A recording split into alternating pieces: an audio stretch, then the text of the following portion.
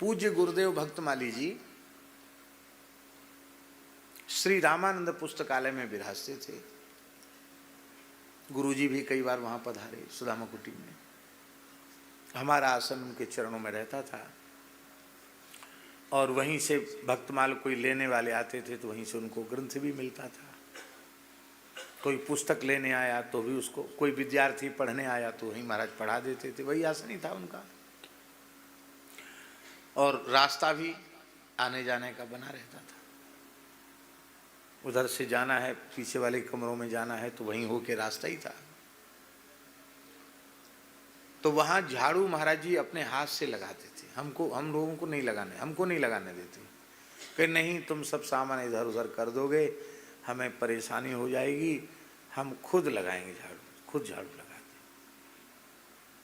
तो झाड़ू लगाते गुरुजी तो पूरा टाट वाट उठा के वहां जो रज पड़ी रहती नीचे, उस रज को मस्तक से लगाते, छाती से लगाते, आंखों से देखी हुई बात बता रहे हैं। उसका एक कण अपने मुख में डालते। हमने ये देखा। हमने महाराज जी से कहा कि महाराज जी यह आप क्या करते हैं? अरे बोले तुम्हें पता नहीं है कितने ब्राह्मण यहाँ पढ़ने आते हैं, कितने संत यहाँ आते हैं। तो उनकी चरण रज यहाँ बिछी हुई है, ब्रजरज है, फिर चरण रज है। तो अंघ्रि अंबुज पांसु को जन्म जन्म हो जाची हो, नाभाजी ने कहा है भगवान के भक्त की चरण रज। तो हमने कहा महाराज जी यहाँ तो गृहस्थ भक्त भक्तमाल पुस्तक लेने भी खरीदने भी आते हैं। तो महाराज जी ने क्या कहा? गुरुजी महाराज जी ने कहा भक्तमाल जैसे पवित्र ग्रंथ को जो खरीदने की इच्छा से भी आते हैं वो भी भक्त हैं।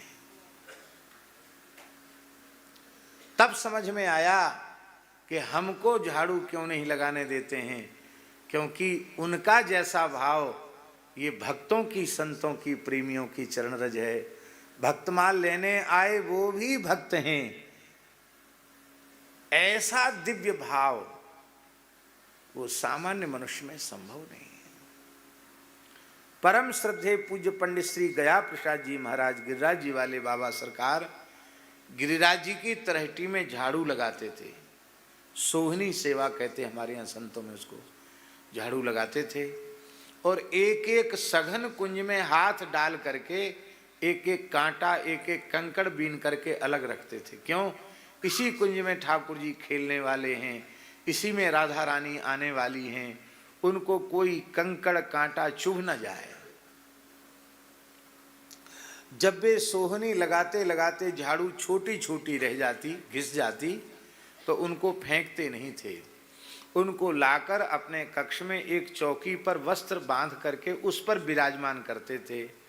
इन्होंने गिरिराज जी की तरहटी में कुंज की सेवा की है, ये नीचे नहीं। और नित्य नियम के बाद उनको सिर रखकर प्रणाम करते थे।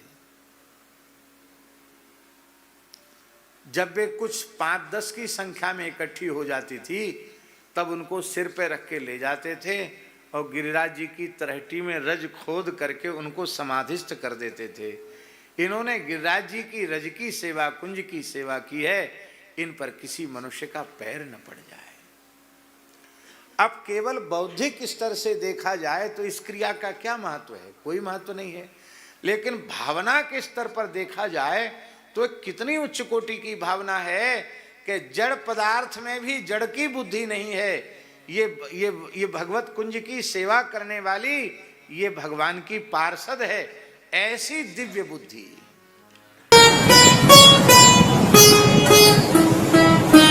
श्री सीताराम प्रतिदिन सत्संग एवं दर्शन के लिए श्री महाराज जी के ऑफिशियल चैनल को जरूर सब्सक्राइब करें।